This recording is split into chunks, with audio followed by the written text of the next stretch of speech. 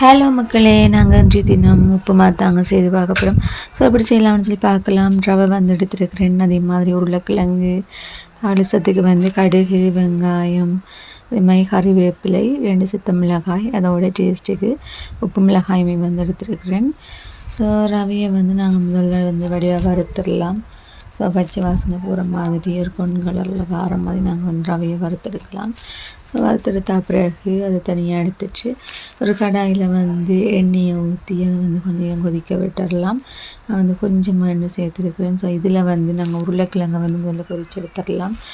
So பாருங்கள் இப்படி பொரிஞ்சு வந்திருக்குன்னு சொல்லி. ஸோ இதை வந்து நாங்கள் எடுத்த பிறகு அதே கடாயில் வந்து நான் வந்து தாளிசம் எல்லாத்தையுமே போட்டு கொண்டா மிக்ஸ் பண்ணி அதை வந்து எல்லாத்தையுமே தாளிச்சிருந்தேன். ஸோ தாளித்து முடிஞ்ச பிறகு கொஞ்சமாக உப்பு, அதே மாதிரி கொஞ்சமாக தண்ணீர் வந்து சேர்க்க வேணும். கொஞ்சம் தண்ணீர் சேர்த்து நல்லா கொதித்து வந்த பிறகு நாங்கள் வந்து கூடிய ரவையை வந்து அதுக்கு சேர்த்து கிண்டி விடலாம். அப்படியே உப்புமா வந்து வந்துருக்குன்னு சொல்லி பாருங்கள். செம்ம டேஸ்டியாக இருந்துச்சு இது.